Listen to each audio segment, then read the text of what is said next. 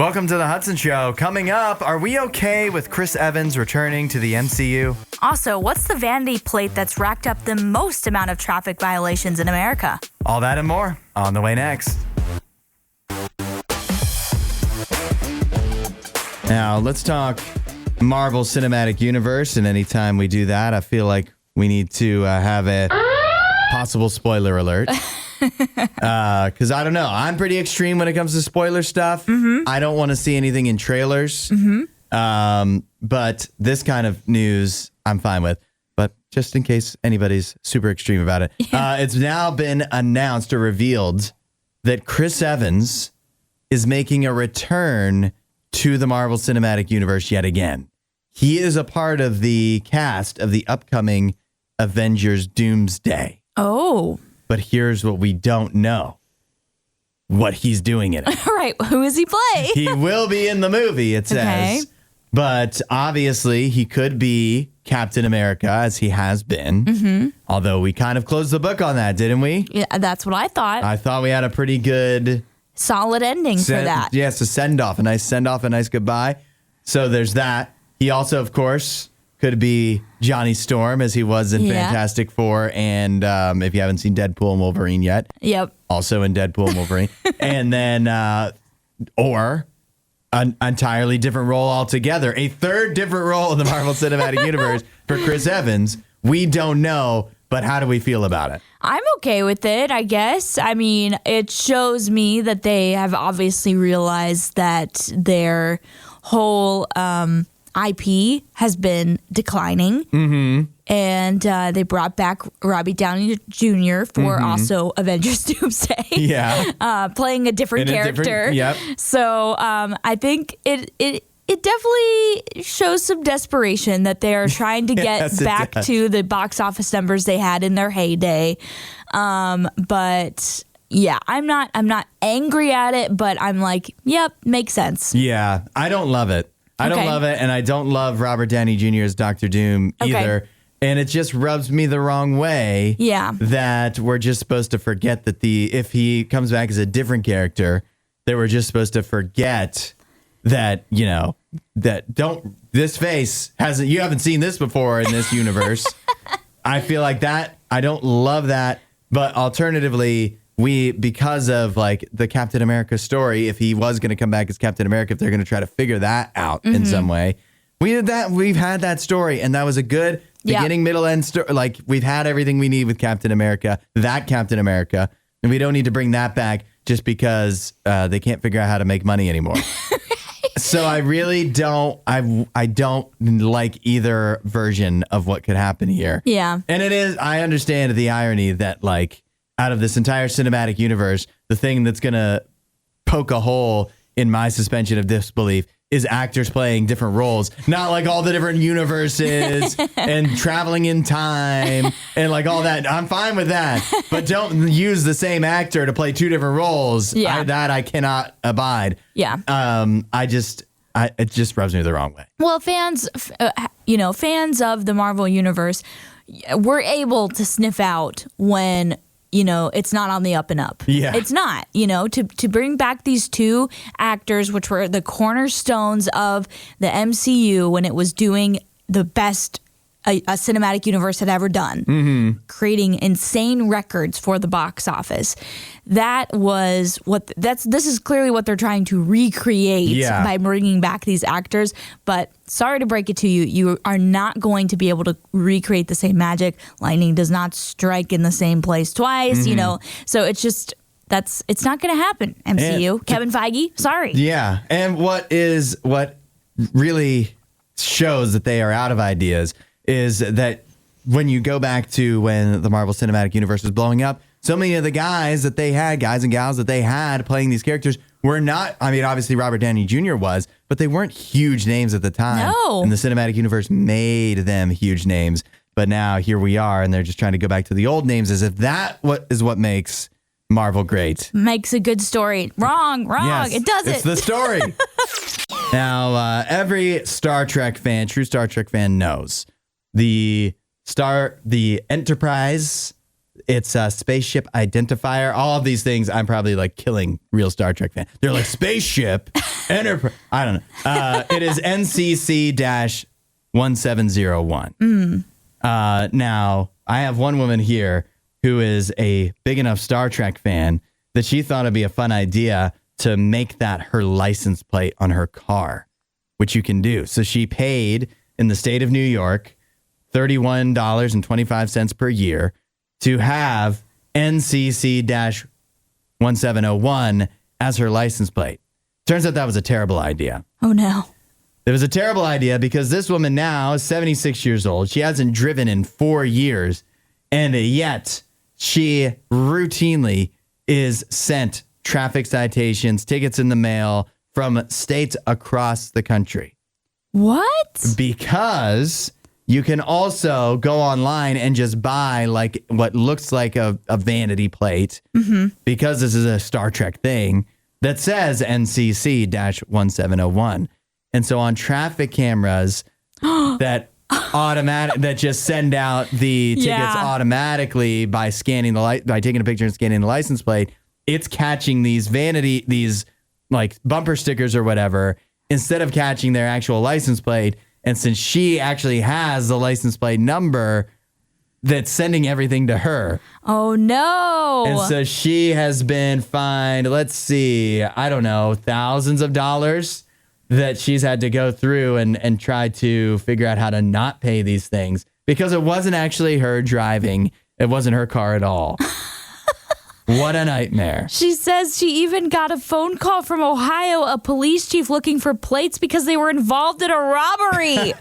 Oh, my goodness. It is unfortunate. But, I mean, you think about all the things that nowadays are tracked by camera. Like, she's gotten, of course, routinely gets Easy Pass tolls sent to her, in addition to people running red lights, parking tickets, speeding cameras have caught this. And they always seem to get sent to her because of this fake license plate that you can buy and also have on your car. Oh, no. So to any individual looking at a camera or looking at the back of a car, you would know that's not the actual license plate. Yeah. But the cameras can't tell. Yeah, the cameras can't tell. They just give the like really zoomed in image of it or whatever. Yeah, that's terrible. I feel so bad for her. I hope she's able to, I would imagine she's able to dispute these. Like, hey, I wasn't here. I was not driving. Obviously, I haven't driven the car in 4 years. I'm sure this is terrible legal advice, but some have said and claimed, I've seen, that if you get a ticket in the mail that's like from a camera, you can just ignore it because, and this is not, don't trace this back to me. I'm just telling you what I've read. And people say if you're getting one of those, you don't have an actual person accusing you of a crime, so you don't actually have to. I just feel like that's wrong. Yeah, that seems like a bad idea to ignore a bill in the mail. But I'll tell you what else is wrong. This is something that you can say, Hudson put his stamp of approval on this, and that is, don't get vanity license plates. Really? It's not worth it. You're paying extra money to have something that just confuses people and can end up in situations like this. Well, yeah, just take the regular license plate like everybody else. Yeah, obviously that would have avoided this whole situation. But I would say if you're going to do a vanity plate, do something more original. Mm-hmm. You know, clearly everybody's going with the Star Trek thing, or at least enough people that this is giving you thousands of dollars of tickets. I had an idea for a game, and I just don't know how to make this happen. But it's like Mad Gab, except it's vanity license plates. And so you have to try to figure out. I think it'd be even harder. I'm pretty good at Mad Gab, but you'd have to figure out what is it trying to say. Yeah. The problem is with individuals, when you see the vanity plates out on the street, you can't ask, like, you don't know. They're in their car, you're in yours. Right. And it's just a mystery that will befuddle you for the next 30 minutes. Exactly. Or while you're sitting at the red light, you're just looking at it like, what is that? Yeah. You know? That's not just a random sequence. Nope. They came up with that, but it might as well be random. Right. So I just sent you a video. You've got to watch this. Okay, I'm opening it up.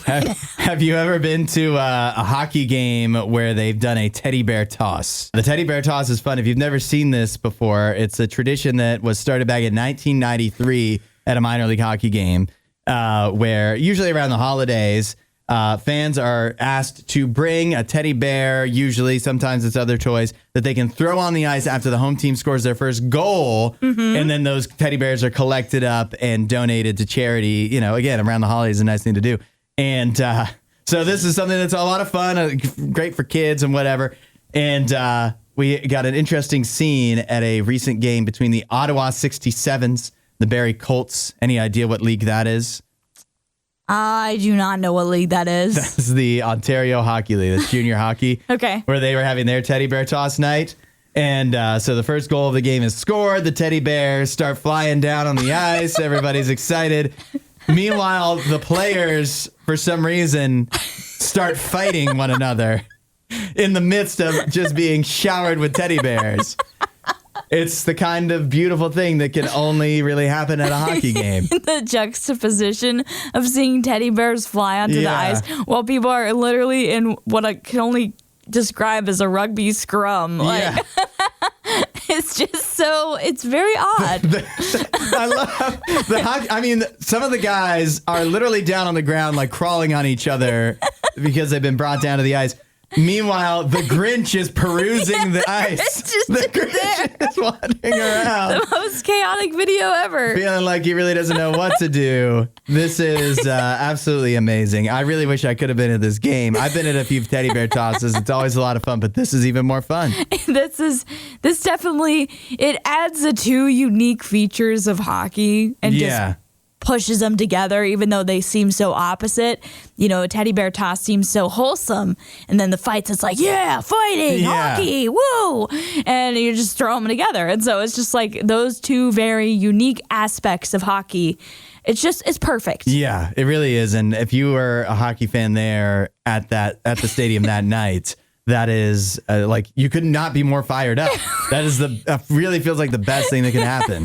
Is we're doing a teddy bear toss and there's a fight simultaneously. Yeah, because it's almost like you get to be involved. Yeah, that's right. You can try to hit the players. Normally they kind of scurry off the ice, or then after all the teddy bears have been thrown, they help collect them all up. Yeah. I don't think these guys were helping. I think they wound up going to the penalty box. Yeah. It's usually how it works. Check out our latest food fights. We recently tried the McRib from McDonald's, plus their new holiday pie.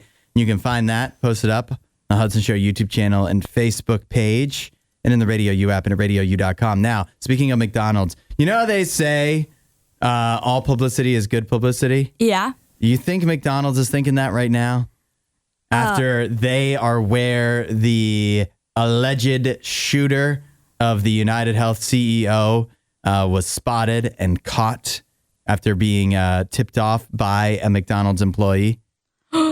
Oh, really? Yeah, you didn't see this happen yesterday? I saw there was information about the suspect, but like they had identified him, but I didn't know they caught him. This is, this all went down yesterday. The alleged killer of the United Health CEO with that high-profile shooting that took place in New York City. The man possibly behind it, known as Luigi Mangione, was caught at a McDonald's in Altoona, Pennsylvania, after an employee recognized him and let the police know, and then they were able to catch up to him, and they think it might be the guy. Yeah.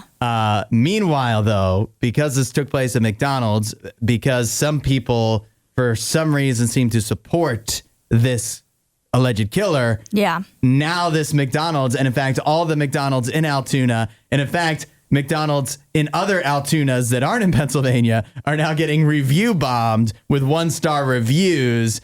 Some, many joking, but nevertheless saying, things supporting this kind of guy. Yeah. And really taking down health insurance and United Health. And McDonald's. Right. Well, okay. Though this is so stupid. Like, why in the world would you be, blaming this McDonald's employee for, just doing the right thing, which is to call the police when there's a shooter? This guy's unhinged. You don't know what he's going to do next. Yeah. What did you expect this McDonald's employee to do? Just to let him go?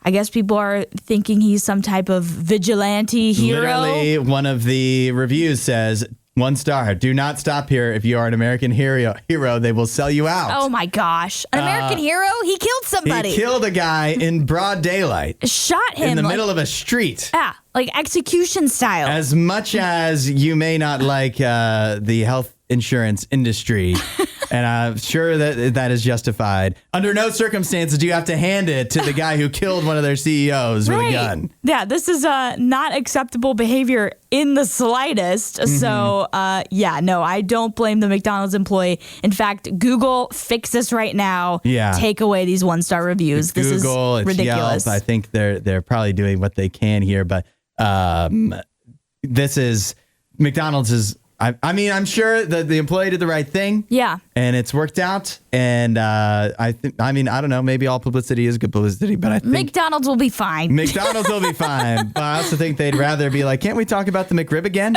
Yeah. Remember how we have that? We started serving Krispy Kremes. Did you know that? Yeah. Also, this is news. So, hey, go check out our food fight with McDonald's food. We just did it. RadioU.com or the RadioU app. As we careen towards the end of the year, what better time to look back at what we did in the dating world in 2024. Tinder has put out their year in swipe, which serves as a review of 2024 and a look at what's ahead in dating in 2025. Some of the trends that they found. Do any of these describe what we've been through? Like loud looking, where people very clearly and obviously stating what they are trying to find in their Tinder bios.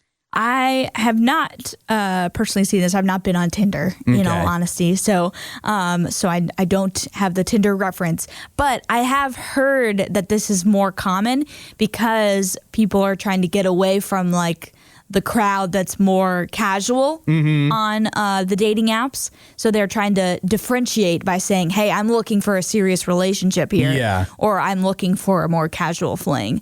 So they're trying to make it more obvious from the off the bat. Yeah. You know, so that it's not like you're wasting your time talking to somebody that doesn't want the same thing as you. Yeah. The more you can make that clear, it definitely seems to, in at least dating app scenarios, seems to be the right way to go. Not that it will weed out everybody. Yeah. Particularly because there's still lots of people that do not read.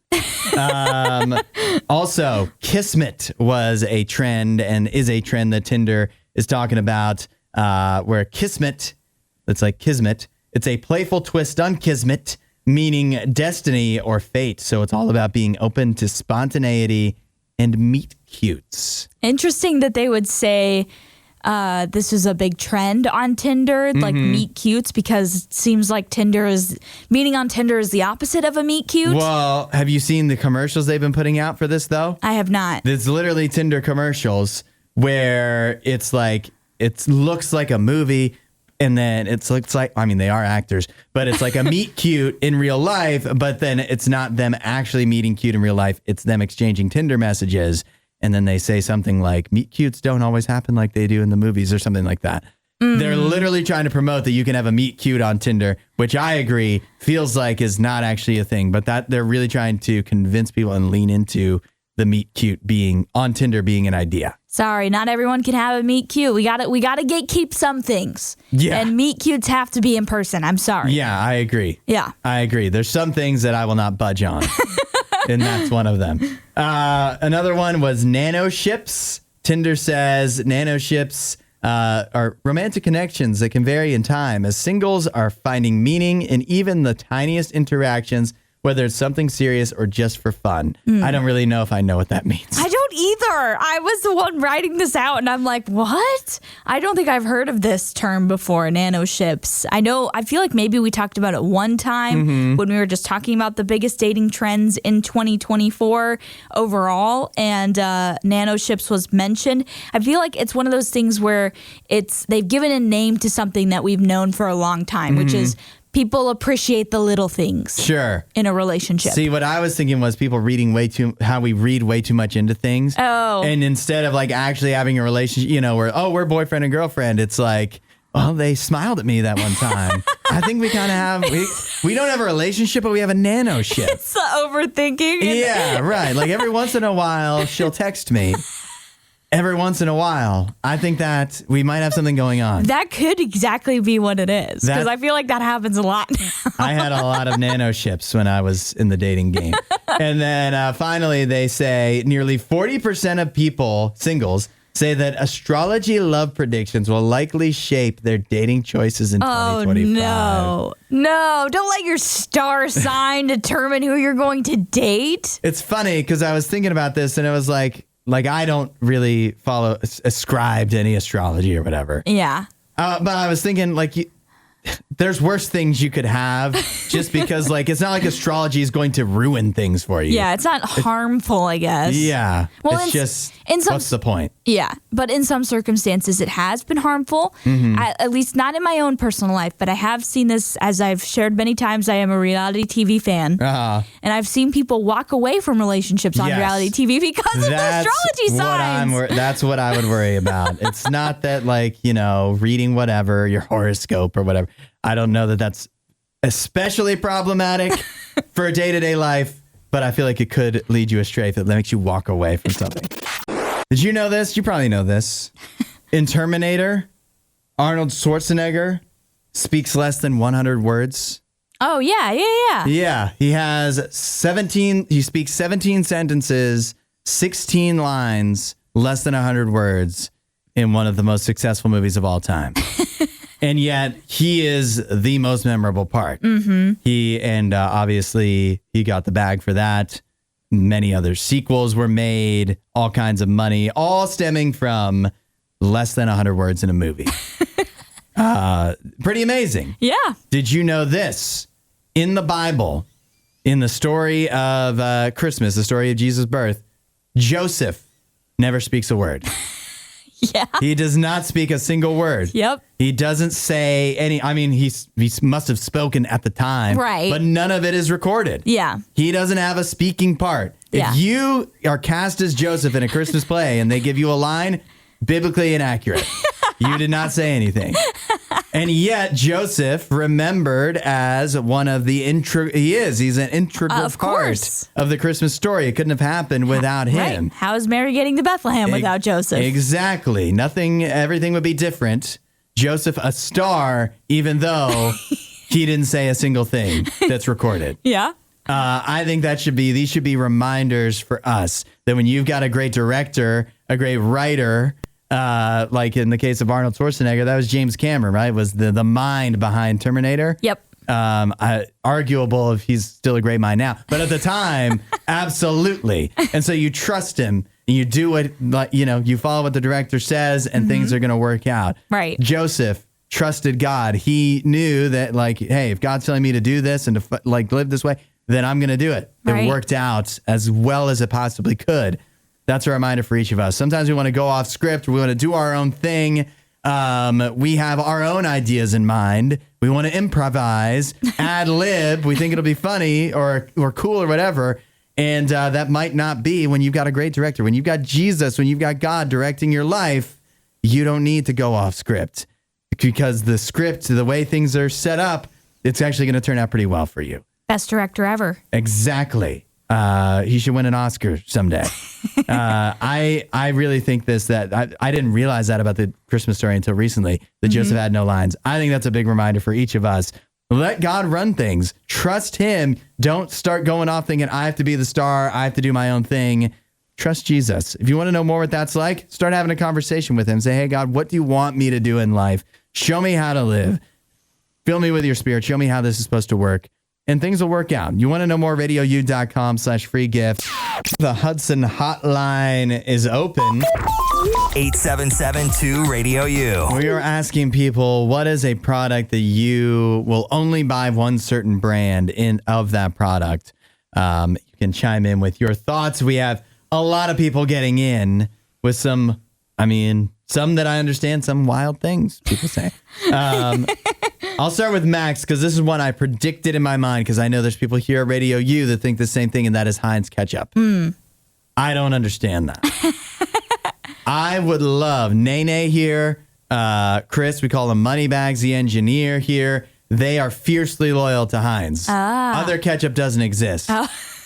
I want to get a blind taste test with them and have them try Hunt's and Red Gold and the store brand and see if they can actually tell which one is Heinz. And that is a great idea. I fully support us doing that. I feel like I'm almost in the minority, but to me, ketchup is ketchup. I think I tend to agree with that as far as I don't usually eat ketchup that often, so I don't have a super big preference, but I can definitely see the appeal of Heinz ketchup, so I'm not like a total disagreement with Max. I mean, it's a good brand. Yeah. It's just other ketchup is also fine. We go from that, a very widely known one, to William, who says Ticonderoga pencils. Oh! He's got a very specific preference for his pencils. There's only one kind of pencil for William. I wasn't expecting that answer. Ticonderoga. Okay. D says only Dr. Pepper, and she also has a preference on ketchup, but it's got to be Whataburger ketchup. Yeah, D's from Texas. Yeah, those are both very Texas things, so that makes sense. Speaking of soda, Kathy says only Diet Coke when it comes to diet soda. I understand that because I don't understand the people that are so either Coke or Pepsi. Coke or Pepsi. They're not that different. But I do understand diet because they're all like using a different sweetener. Yeah. And so Diet Coke and store brand Diet Coke and Diet Pepsi, those all do actually taste different to me. Yeah. I can taste the difference. Diet Coke is certainly the best. Melanie and Todd both say Jif peanut butter. I also, for peanut butter, I can taste the difference, but unlike ketchup, I don't think I could tell if you give me a blind taste test. Yeah. I think I might be able to tell Jif versus Peter Pan versus Skippy versus whatever, but I also think that peanut butter is good. Either way, however you give it to me, I think I like it. I think the most peanut butter I eat is of the Reese's variety. Stacy says her husband will only drink Kroger brand chocolate milk. Oh. Which is interesting. That is very interesting. And it sounds like he drinks a lot of it. Yeah. And then Chad says he is loyal to Cremo Shave Cream. He knows it's a little more pricey, but it lasts and causes me less cuts than Barbasol ever did.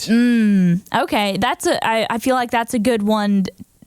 Also kind of one where it's like a little more out of left field, it's very specific to one person. But I was thinking, I'm surprised more people aren't saying like some kind of personal care products, because for me, the first thing I eventually got to, and I'm not really that brand loyal to anything, but it's Old Spice deodorant. Okay. And it's not because I think it's way better than all the other brands, but for the price, anything cheaper than Old Spice, I don't like. And anything more expensive, I don't want to pay more. Yeah. So Old Spice it is, and it smells good, and I've never had any issues. So Old Spice deodorant is probably my answer. That, and again, it's not like I would never try anything else, but everybody has a preference for hot sauce, and mine is Tabasco. Okay. Yeah. Tabasco's a classic. It's not like I would never use Cholula, for example, or Frank's Red Hot, but I would never buy those over Tabasco. Yeah. Mike just came in with another classic here, Kraft mac and cheese. That for sure. I know the whole classic line of we want the one in the blue box, So as a kid growing up, that was always, you had to go with Kraft. For me now, though, I do venture out. I do like Bob Evans mac and cheese. Oh, that's the one I go for. Yeah. But for brand loyalty, for me, it is the self-care products, shampoo and conditioner. I always have to go for Pantene. And it's like the sleek variety because I just like the one. I like the way that one works. Yeah, you got to find what works for your hair. Exactly. And also, in line with what Stacy said, I love chocolate milk, and I always have to get Hershey's chocolate syrup to make chocolate milk. I can't do the Kroger brand or generic brand chocolate syrup. It just doesn't taste right. The chocolate milk doesn't taste the same, in my opinion. So I always have to go with the Hershey's chocolate syrup. Quickly, how do you feel about powder? Oh, I did powder all the time. Growing up in Zambia, that was all that was available. Yep. Yeah, I prefer the powder. I think I'm in the minority. I loved the powder growing up. I just can't get the same taste of what I got in Zambia. So to me, it tastes weird here with the powder. When I was a kid making chocolate milk with Nesquik powder, you could stand up a spoon in that thing. Oh, yeah. So much powder. Oh, yeah. I know what you're talking about. It was all powder and a little milk. Now, yesterday we got the Golden Globe nominees. What percentage of the stuff that's nominated for Golden Globes do you think you've actually seen so far? Well, let me see what has actually been nominated first. I know you saw Wicked. Yep. That got several nominations, although it sounds like not as many as you might have hoped. If Really? You're a Wicked fan. Okay. It didn't do quite as well. Did you see Dune Part 2? I have not watched Dune Part 2 yet, which is dumb. I think it's available on Max. I need to watch that. Then I'm going to say you've probably seen one of all of the movies that got it nominated for any of the big awards. Did you see Deadpool and Wolverine? Yes. That got nominated. This is confusing. For an award that they call Cinematic and Box Office Achievement or something like that. Interesting. Basically, the movies that they don't think are good enough to give actual awards to, but they want to recognize it because it made a lot of money. Because they're so popular. Yeah. Deadpool and Wolverine was in there. Oddly, Moana 2 not. And you're thinking maybe Moana 2's too new to be in this round of awards, right? Yeah. No, because it's up for Best Animated Really? movie. Already? Yeah. So people are already loving that one. I will say my favorite nominee is Hugh Grant for Heretic as an actor in a comedy or a musical. Was there songs in that movie? I mean, maybe there was a song that they kept replaying over and over again, and it was like a song by the band Bread, I think. Okay. Or no, it was not by Bread. I don't think that counts, though. I don't think that makes it a music. This is the thing with one of the things with the Golden Globes. They split almost everything into drama and then comedy or musical. And there's so many things that they shoehorn into comedy or musical that really, truly aren't comedies or musicals at all. But they just want to be able to nominate more things. Yeah. To me, then I just think why and give awards to more things. So whatever they do, them it's the Golden Globes. It's not. It's their own thing. They just do it how they want. All I'm saying is Hugh Grant better win, and it was the Hollies. The Hollies. They kept replaying "The Air That I Breathe" over and over and over again in that movie. So maybe it counts as a musical. I don't know. Do you think you have a higher percentage of the shows that were nominated? Because I don't know. Like the shows to me are more because you've been hearing about them for years. Many of the shows that get nominated. Maybe by this time you've watched some of Abbott Elementary or The Bear or Only Murders in the Building, for example. I have watched Only Murders in the Building. Just recently started the latest season of that, so don't give me any spoilers. Have not watched Abbott Elementary. I've heard good things. I started The Bear, but I gotta be honest, the editing of it is so chaotic that it felt like a trip trying to get through that. Like I was just like, what is going on? It's just, it really is jarring. And they're trying to capture what it's like being in a kitchen. Apparently. A high stress environment. Yeah. If you're working with Gordon Ramsay, I guess. But so I wasn't able to get through that because it's too much for me. I will say, looking at some of the stuff that is nominated for like their best pictures and whatever, I feel like this is not the strongest year in movies to me from that regard. There's not a lot that, and I'm going to go, and obviously the Golden Globes can be kind of predictive of what you will expect to see at the Oscars. Right. I usually try to watch every single Oscar movie. There's a lot that may be nominated this year that I'm not as excited about watching. But I'll still at least give them an old college try. And we finally have it here. I think this is it. This is the last one we're going to talk about. The last dictionary to name their word of the year. Oh, boy. And in this case, we're going to do another edition of Do You Buy It on the Hudson Show. Merriam Webster has named their word of the year for 2024. Their word, polarization. Do you buy it that polarization is the word to describe 2024? Now, let me give you the argument, and people can chime in at 8772 RadioU. According to Peter Sokolowski of Merriam Webster, he's their editor-at-large. He says, polarization means division, but it's a very specific kind of division. Polarization means that we are tending toward the extremes rather than toward the center. So, given that, polarization is the word for 2024. Do you buy it? I personally, I don't know if I buy it as the word of the year. I don't feel like I heard this a lot. like people saying polarization. But as an election year, do I think that there was a lot of polarization and a lot of people being polarized to the opposite sides? Yes, we saw that a lot. But I don't think I've ever actually heard someone use this word like on social media. You know, all the other dictionaries have announced words that people used vigorously online. Brad Summer, you know, manifest. Those words were being used all the time. But polarization, I just feel like, is not that one that was used a lot. I think I heard it a few times. Yeah, not at the level of those. And it's definitely a very different category of word. Right. To not describe, maybe it may not be used. They might not be crowning this word because it was the most used. Right. But because they think it accurately sums up how we felt in 2024. Yeah. And as much as an election year will do that, I actually think I do not buy this at all. Okay. I don't buy polarization because we went through an election and everybody, you know, got together after, like, we all had Thanksgiving together. And who even, like, it's almost like the election never, like, we forgot about it in a way. Right. Like, we're not that polarized. You still go to the grocery store, you still hang out with your family and whatever, and friends. And while there are some people that are extreme, I think most people are more towards the middle than the internet wants us to think. And so I don't think we're that polarized. Yeah, that's the thing what I was thinking too, is I feel like it's really overdone online and also by what I would consider like the old guard of media, like TV media, that really try and make it seem like it's a war between cultures, you know, and like everybody's fighting each other and everyone they hate their neighbors and all of this stuff. And I just feel like it's all just a part of a plot to divide us all as, you know, Americans. And I'm like, I'm not buying it. And I'm not falling for this. As much as we saw all of the, you know, yard signs for each different candidate and party and whatever this year, those are neighbors that people live next to each other, and their signs may be in response to the other person's sign.